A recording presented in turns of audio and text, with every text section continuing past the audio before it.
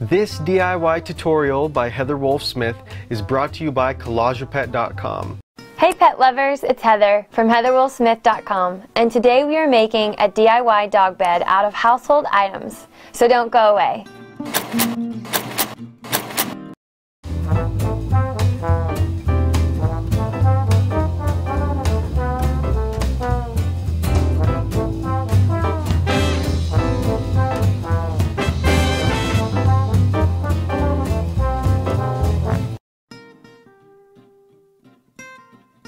Today we continue our Pet Lovers DIY video series that focuses on easy do-it-yourself projects that will make your beloved pet's life even better by transforming everyday items in your house into creature comforts for your favorite furry pets. Today's Pet Lover DIY project is a doggy bed. Here's what you will need: an old pillow, one old sheet or a yard of fleece, and a pair of scissors. That's it. Let's get started. Woohoo! Let's make some pillows! Alright, so I've cut my two pieces. I only need one of each. Go ahead and set the other one aside. The dimensions that I will need for a standard size pillow is 30 inches by 36 inches. I will use my measuring tape to just figure out 30 inches by 36. Lay them on top of each other. This is important when you are laying down your pattern fabric. Make sure you do the pattern side up or the pattern side out.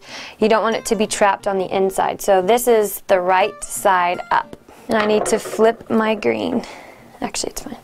When I was at the fabric store, they gave me a little bit extra of the green, so it's not exactly the full yard, it's over a yard. So I'm gonna take my measuring tape,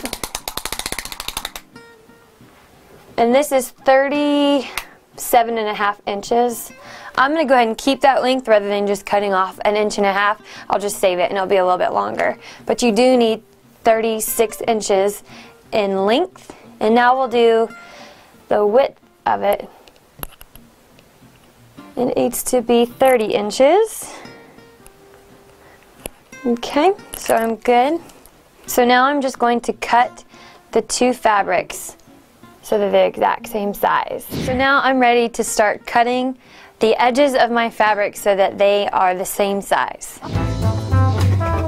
This part I'm going to cut the edge of the seam. It's the edge of the fabric. It has a different stitch. It's not as appealing, so I'm just going to trim that part off.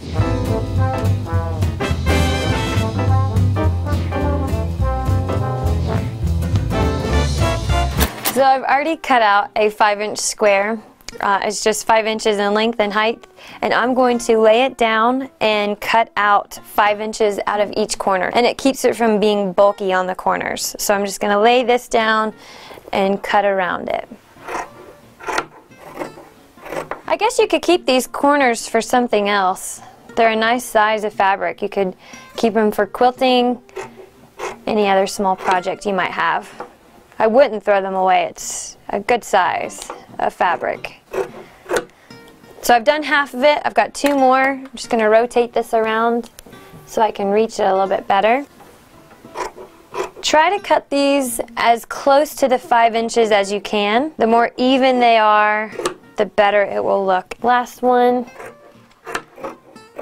So I've just finished cutting off all 4 corners, and the reason I did that is because it's too much fabric and that will keep it from being too bunchy in the corners. So this is how I do mine with just 5 inches. That is also going to be the length of my ties, my knots on the edges. So if you want to have shorter or longer, you can adjust it if you want. Now I'm ready to start cutting the slits going across. I want to make them about 2 finger widths. So that's about 1 inch across. So you can measure it with your fingers, or you can use a ruler. You can eye it. Notice that I'm stopping right where my line is here. So this is a 5-inch cut. 5 inches. I will do this all the way around the edges, trying to make them nice and neat. The most important part right here is that all of my cuts stop in the exact same place.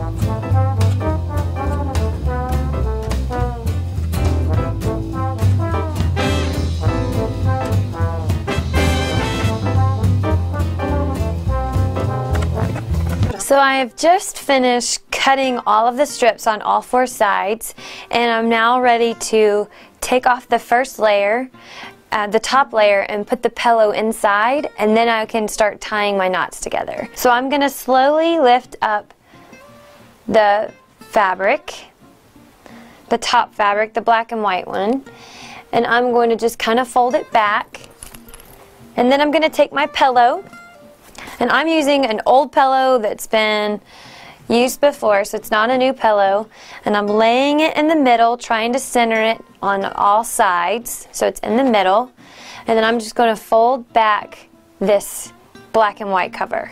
Right now I am just trying to even up the slits that I've cut and trying to make them all line up. Okay, I'm ready to start actually tying these together. Just pick a corner, and I'm going to line up the 2 pieces of fabric, keeping them together, and I'm going to tie them into a knot. Keeping them together. This is just one style that you can do. What's cute about this style is that it makes the green show up on the front. So you can see the green and the black together. And I'm going to do this technique all the way around.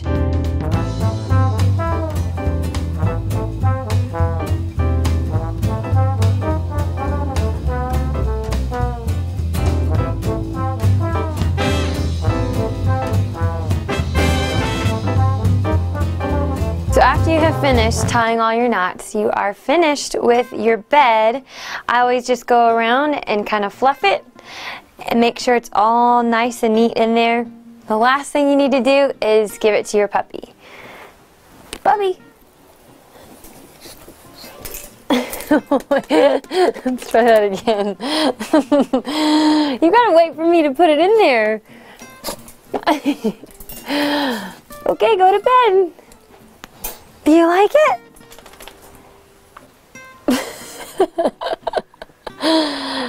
I think he likes it.